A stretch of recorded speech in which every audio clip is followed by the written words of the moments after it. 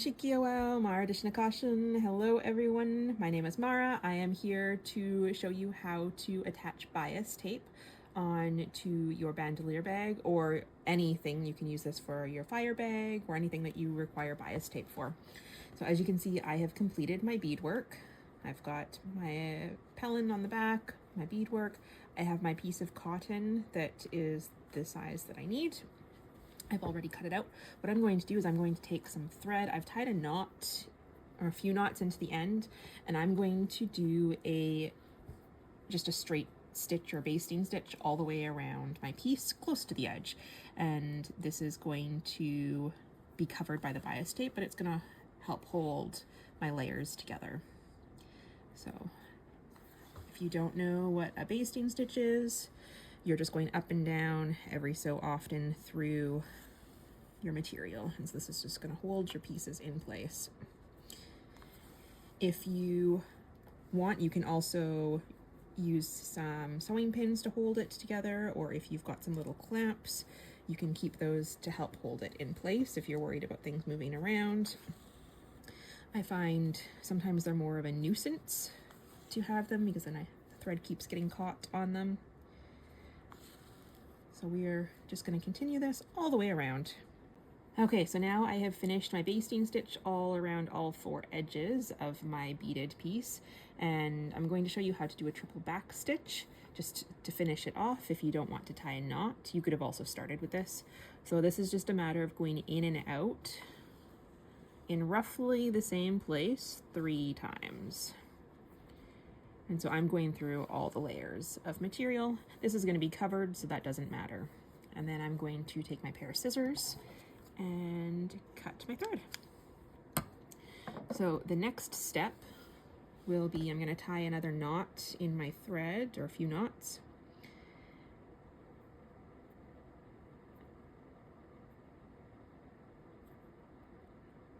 So it doesn't go through. And I am going to do another basting stitch to hold my bias tape down. So this piece has been cut just to go along the top, and so we're going to start with this piece. So I'm going to fold it over evenly, and I'm going to do a basting stitch. This stitch is going to be removed, so it doesn't need to look pretty. I'm just going to go through all 4 layers of material now. I've got my pellin, my melton. I'm actually going through 5 layers. I've got the cotton, the pellin, and melton, and then 2 layers of the bias tape because it's folded over. So I'm just going to stitch this down all the way across.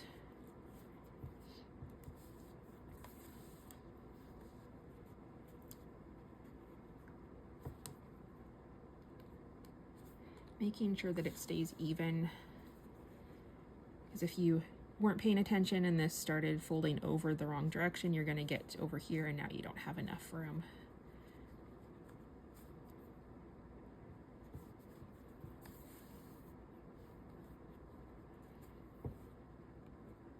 And so once again, if you had some little clips, you could use those to help hold it in place. This is such a short piece that it doesn't matter so much for me.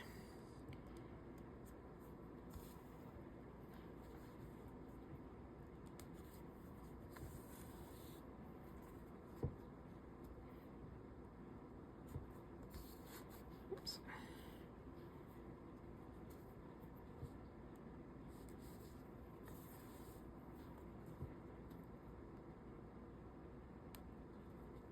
Now, when I get to the end of this, I don't want to do a triple back stitch because I want this to come out easily. So I am just going to go back through the material, and I'm going to tie a knot around that last stitch that I added, and then I can just cut it with a pair of scissors. So I'll probably put 2 knots in there maybe, because I don't want it to come loose.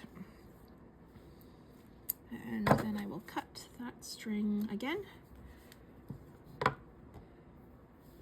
All right, so now we are going to do the actual stitching. And this is going to be the permanent stitching, so you want to be mindful of that. Smaller stitches are better because then you don't see them as much. So I've tied a few knots into that. And I am going to go up and underneath my bias tape on the back side and go through the melt-in. And then my knot's gonna get hidden under there with my stitches. So now what I'm gonna do is I'm going to pick up just the edge of the bias tape. I'm very, very close. And then I'm gonna go underneath the bias tape a little ways, and I'm gonna pick up just a little bit of the melt-in underneath and come back out. So this is gonna create a stitch so that I can move forward, and on my way out, I'm gonna go through the bias tape. So I'm essentially making circles at a diagonal, being mindful not to go through all the layers of material. I just want to go through the melt-in because I don't want any stitches to come through on the back side. So I've gone through all my melt-in and my bias tape, and I'm going to go back through just underneath the bias tape, make a stitch through the melt-in, and you can see I've attached onto a couple threads from the bias tape again, and pull it.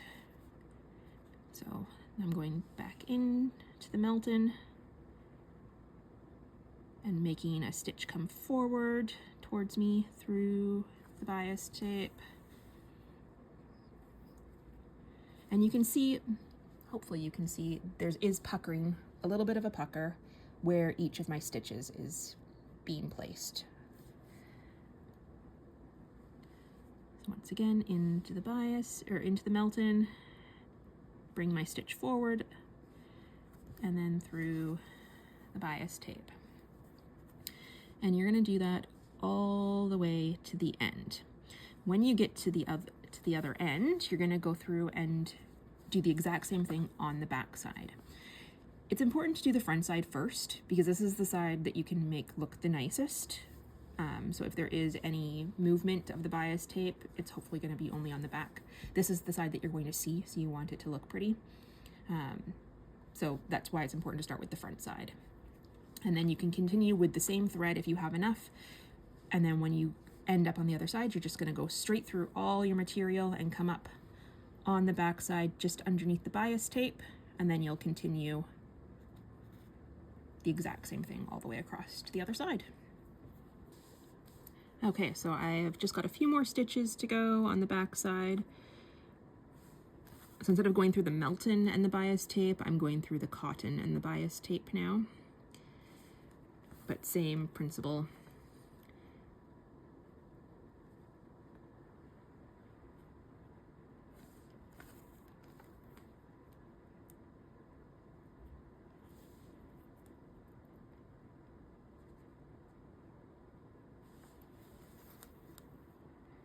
And then because this seam is going to be covered, you can end this with a triple back stitch because this is a permanent stitch. So I'm going to go in and out 3 times.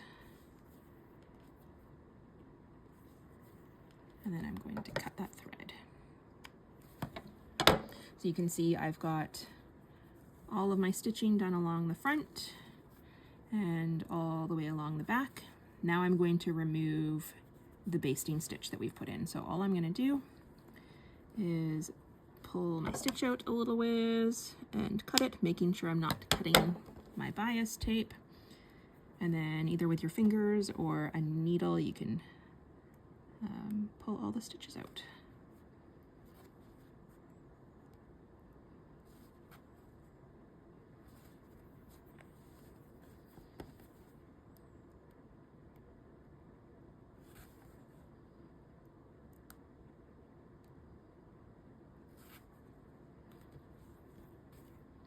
And then I tied this side.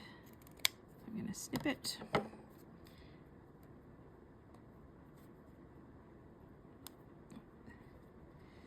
This is where smaller scissors would be a little bit more helpful. There we go. I got the knot out. So now you can barely see any of the stitching along here on either side, which was very important. If you look at ancestor grandmother pieces, the stitching would be very small and you can barely see the stitches, and they would have put as much time and effort into all of the finishing work as the beadwork would have taken. So it's important to not rush this process. I know it's difficult because you think, oh, I'm almost finished the project, I just want to get it done. But if you take that extra time and effort, it will help make your finished piece look a lot nicer. So now what I'm going to do is, so this is the front of the pocket. Now it needs to be attached on to the other piece of Melton so that we have an actual pocket here. So now what I'm going to do is I am going to stitch my 3 sides together just to hold those in place. I may or may not have enough string for this.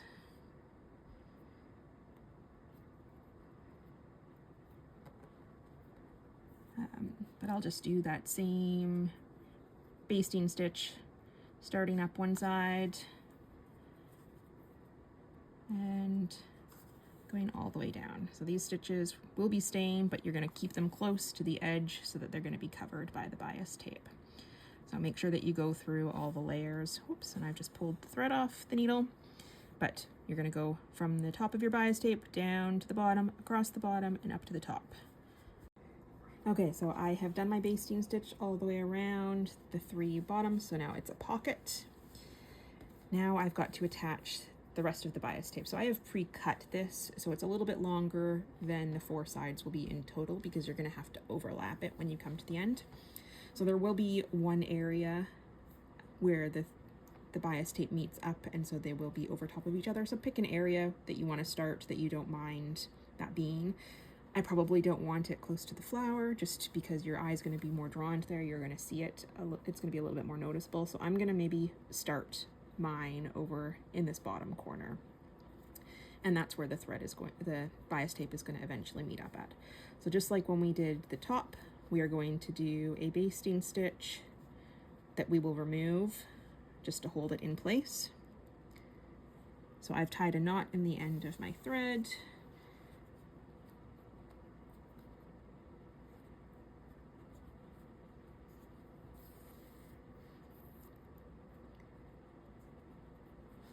I will just do all my stitches and we will stitch it all the way around. This bias tape is going to cover all 4 sides.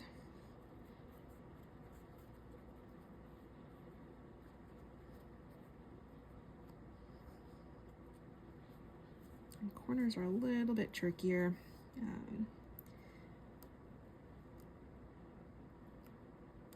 I'm not going to worry too much about it right now, just because we are going to adjust it when we sew it together, but I don't want a bulge in the material, because I don't want it to be loose.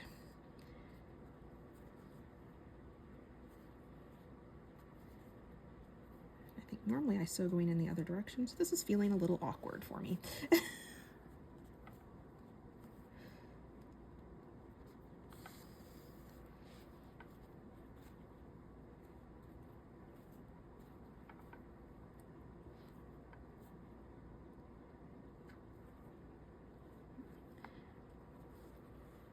It's important to keep checking because I just about missed the bias tape on the back.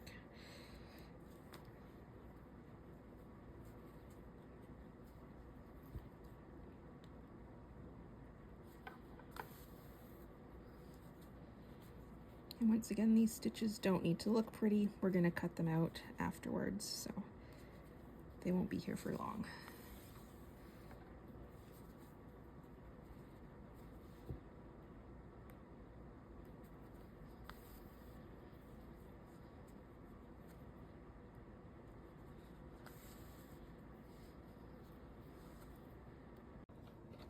Okay, so I have done my basting stitch all the way around, and I've cut this a little bit longer than it needed to be. So you can see here, this is where it started. I'm gonna cut it about here because I'm gonna fold it under, because if you just leave the raw edge, it's going to fray, and after you've put all the time and effort into it, you don't want your project to not look nice. So I've cut the end off, and now what I'm gonna do is I'll fold this over so that my edge is on the inside, and I will finish my basting stitch just to hold that all in place.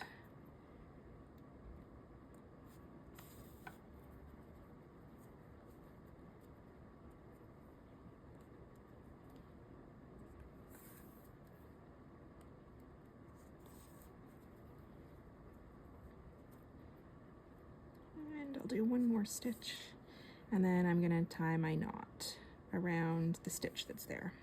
Because remember, we're cutting this out, so we don't want anything that is going to be really difficult to remove later. And you can see my thread knotted, and I've got a big knot up here. That's okay, because it's gonna get cut out. I was trying to untangle it, but it was causing more frustration. So I'm gonna cut my thread off, and I'm gonna need a new thread before I start stitching this down, because this is not going to get me very far. Okay, so I've got a new thread on here now, and I've put a knot in at the back. What I'm gonna do is I'm gonna pull the bias tape up just so that I can bring my needle in from behind, and then my knot's gonna be tucked right up in underneath. I try and cover knots up as best as you can, just so you don't see them. Hide those little pieces. So I've come up through the melton. I'm gonna grab a hold, oh, that's a little bit too much. Come through the bias tape. I'm gonna do the exact same thing that I did up along the top here. I've grabbed onto a little bit, and I'm just gonna keep doing that circle of a stitch all the way around. So I'm gonna go through a layer of the melton and catch a bit of the bias tape and keep doing that. Okay, so as you can see, I've finished doing my tacking stitches on the back side and the front as well, as both sides. I started with the front side just like I did with the top piece. This ensures that the front looks as nice as possible, and then I went around and did the back side. I think at one point in time I had to change out my thread because it was too short. And so now have I tied this? I have done a triple back stitch here, and my thread is ready to get cut. And then remember, we had tacked, done a running stitch around it to hold everything in place. So now I'm just going to cut my knots out, and then I'll pull the stitches out. You can once again use your fingernails or just stick your needle underneath to help pull it out. I'm not going to go through pulling out all of the stitches on this video, as it will take too long. But then once you're done that part, then you're ready for any finishing touches. So a bandolier bag would have a strap. These often would have been made out of leather, or also this is a melton one and would have been much larger. So you could have a strap made out of melton or leather to go along with this that you would then bead, or you can do just a braided yarn strap and then attach it on. So make it as long as you want it, and then attach each end onto either side. And you could attach it onto the front with a little tassel, or you could attach it onto the back side so you don't see it. That is your choice. You could also, like with the fire bags, you could do beadwork, beaded edge stitching along here to cover up your seam if you would like. But if you've taken your time and paid attention to what you were doing, your seam isn't going to matter so much, but it just adds a little bit of a embellishment to make it look a little nicer. And then that will be your completed bandolier bag. Kawapa Madin.